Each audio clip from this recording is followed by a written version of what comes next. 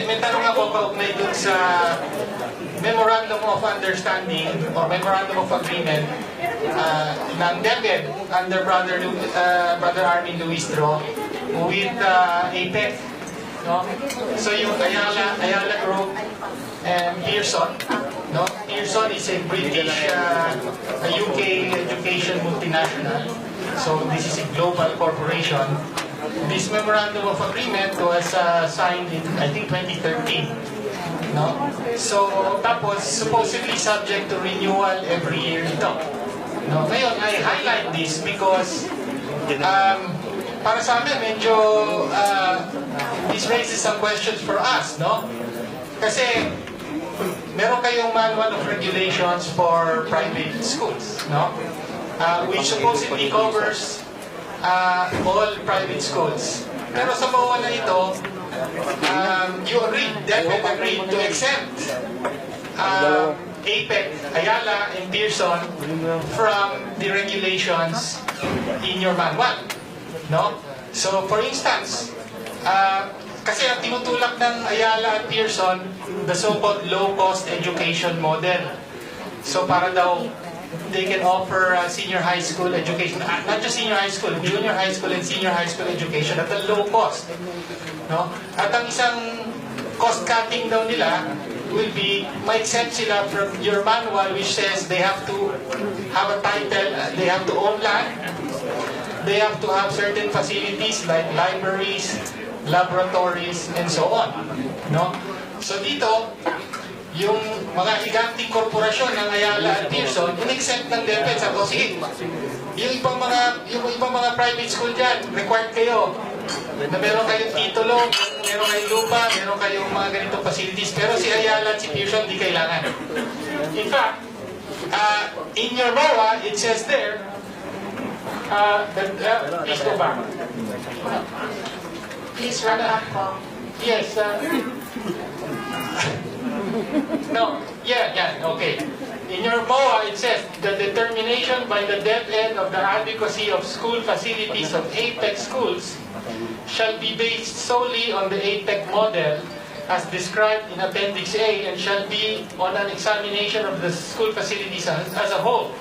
Hence, individual components of the APEC model described in Appendix A relevant to facility adequacy shall not by themselves be considered grounds to declare the facilities of an AP school inadequate, provided that the AP school complies with the AP model and health and safety standards in determining adequacy of school facilities. So basically, sinabi nyo sa MOA, yung standards na susundin ng APEC ay yung standards na itatakda ng APEC mismo.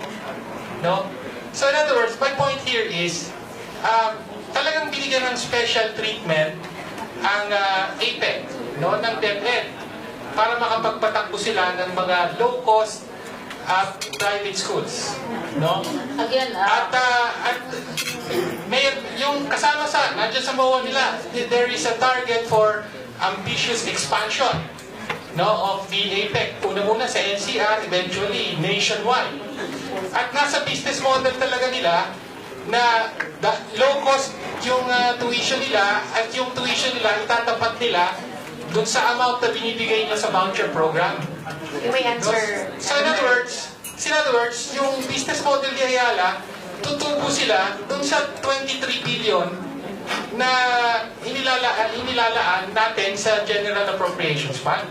No? Ngayon, paano naman yung mga private school na required na sumunod sa inyong manual of regulations? At dahil sumusunod sila, hindi nila matapatan yung low cost ng APEC. No? So in other words, there is no level playing field. Ask the Secretary to please reply to the question. Yes. You were saying a while ago that these are subject to renewal. This happened before July 1, 2016. All contracts that the DepEd has entered into, especially in private schools, will be reviewed. And such, if there are changes which are necessary and required in compliance with law and in compliance with our own policies, that will be done. And our legal office, I just instructed him to give me a full report because, on this particular matter. So, ang tanong po, narinig nyo na po ba for this school year, yung MOA ng APEC? No? Kasi every year, supposedly, i-review yan eh. And they will be allowed to open more. Yeah, right now under review, and even the gospel program is also Under review. Yung PAYAC system, tinitingnan din namin dahil may observation, for example, ang Commission on Audit, that it is not necessarily subject to audit. Kasi the auditing code provides that every single centavo of public funds, wherever it is located, to whomever it is given, wherever it is housed, has to be placed and audited. So we are also looking into that. Isang tanong po, yes, bukod sa Ayala, Pearson po, meron na pa po bang ibang MOA with similar, following a similar low-cost model? Kasi alam ko may mga ibang malalaking grupo rin na gusto rin pumasok sa ganitong negosyo eh. Nakita nila may 23 billion dito na budget ang gobyerno, they can capitalize literally on this. At ang natitreaten dito, yung mga traditional private schools natin na hindi makakakompete. No, sa malaki na ang kapital nila, meron pang international partner, tapos may special treatment pa na binigay ang DepEd. No? So, meron po bang ibang MOA pa in existence na katulad Katulad nito? ko lang sa legal namin, mayroong mga contracts na ganyan, pero maliliit sila.